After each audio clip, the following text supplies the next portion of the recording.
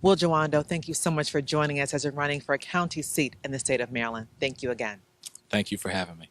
Will Jawando, we know that you're running for a county seat in Montgomery County in the state of Maryland, the U.S.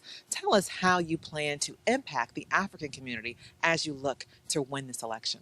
Yeah, running for county council here in Montgomery County, and as you know, there's no more Africans in any other place in the country than in the DMV, District of Maryland and Virginia. So, big part of our strategy is to engage that community. Number one, make sure they know there's an election, and to turn out because we know, whether it's federal level, state, or local, if we don't show up, our interests aren't at the table. Some of the things we're focusing on are making sure that there's equity in the schools and make sure that there's language access in the schools, making sure that this community remains a welcoming community for immigrants. We have a large immigrant population, whether it's Salvadorian or Western African or Southern African. I'm a first-generation Nigerian American, as you know.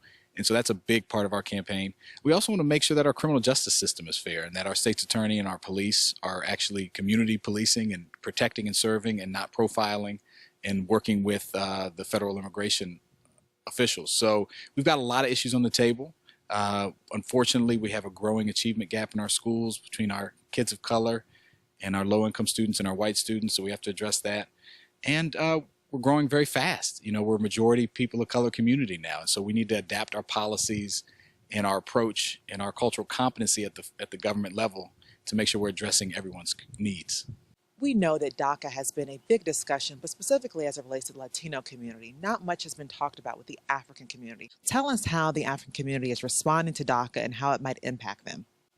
Well, as you know, there are a lot of Africans here that are dreamers. One of the things I've been working with a group is to try to bring them to the fore. I've been working with Casa de Maryland to try to make sure that they're highlighting the plight of the Ethiopian community, the West African community that's here, because just like many, they're scared too, and they often have multiple things they're dealing with, whether it's a language barrier, whether it's being profiled as Black Americans here in this country, and so. One of the things we've been trying to do is just make sure there's awareness, make sure they have access to lawyers and they know what their rights are and they know when the program's ending and what the actual facts are, because there's a lot of misinformation out there.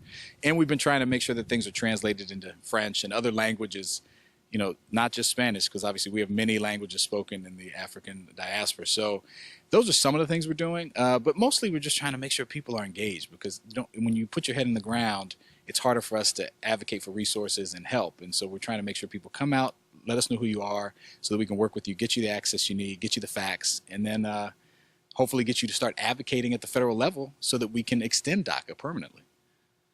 Well, we know that the last time we spoke, we were in a different administration. We are now in the Trump administration.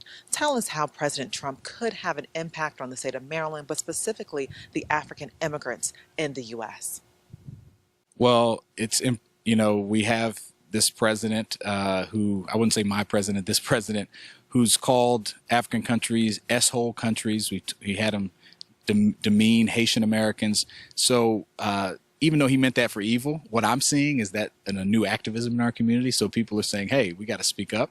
And so whether it's DACA or temporary protective status or TPS, whether it's the massive defunding of education that him and Betsy DeVos are trying to do, whether it's immigration raids in our community, even though we're not, as a county, thankfully not negotiating and working with ICE, there's a lot of ways that the Trump administration is impacting our community. And part of my job as a first-generation Nigerian American running is to let people know that they have to engage. You know, the answer when you're attacked is not to hide, it's to come out in force and really come together. And that's what we're trying to do. So whether it's students, I've walked out with some immigrant students when Trump was elected.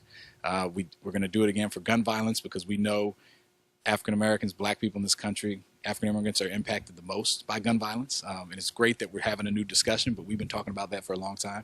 So we have to just make sure that whether it's young, old, that we're engaging, we're making our voices heard, because that's the only way we're going to change things here in the midterms and then hopefully in 2020. Will Jawando, thank you so much for joining us as you're running for a county seat in the state of Maryland. Thank you again. Thanks for having me.